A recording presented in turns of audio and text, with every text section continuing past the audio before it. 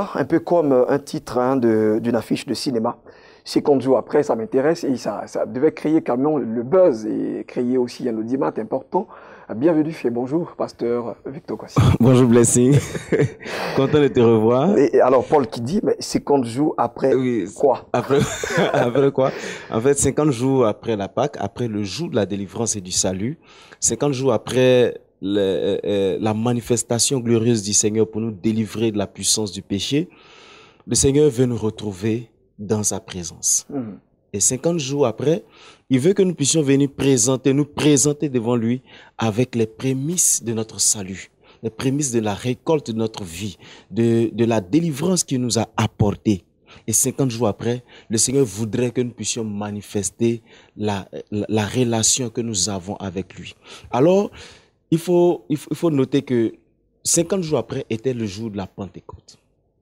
Et le jour de la Pentecôte, ce n'était pas le jour du Saint-Esprit en fait. C'était le jour où le Seigneur voulait rencontrer son peuple. C'était une fête du Seigneur où il voulait rencontrer son peuple. Selon Lévitique chapitre 23, à partir du verset 15 au verset 21, il dit, venez me rencontrer en faisant des offrandes. Donc c'était dans une atmosphère d'adoration, de demande, de repentance, de communion avec le Seigneur. C'est 50 jours après, le Seigneur voulait retrouver son peuple dans cette atmosphère de communion, de partage, d'adoration, de sanctification. C'est 50 jours après où le Seigneur voulait communier avec le peuple qu'il avait sauvé.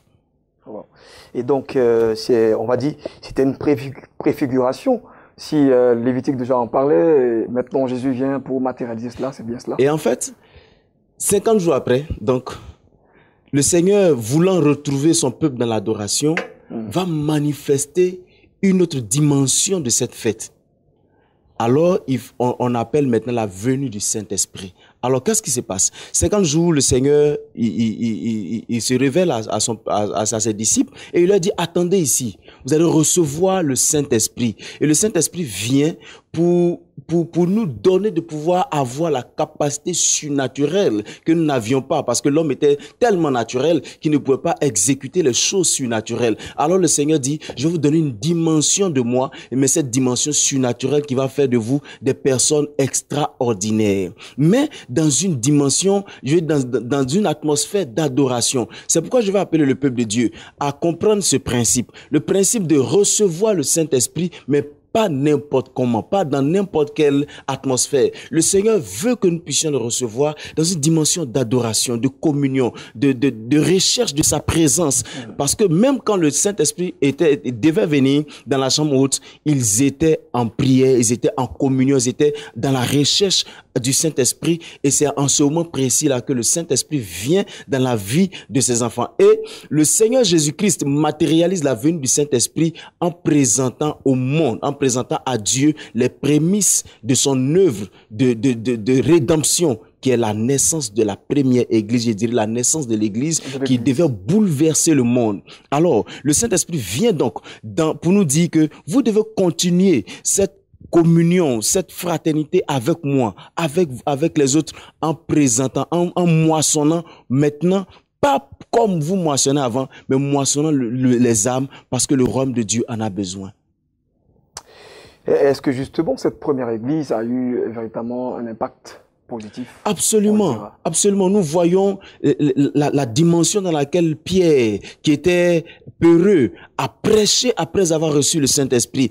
Paul, qui était un pécheur, qui maltraitait les chrétiens, a reçu une visitation du Saint-Esprit qui a changé l'orientation de ses désirs.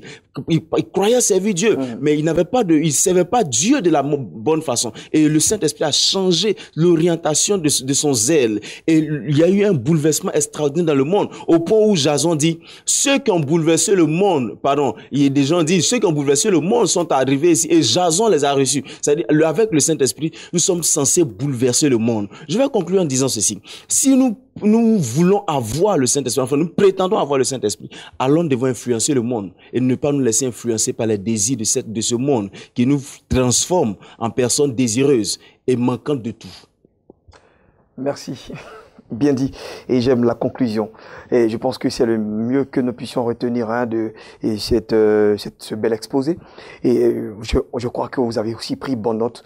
Et on ne sera pas si trop commentateur sur ce qu'il vient de dire. On va partir simplement pour recevoir nos amis de l'espace annonce.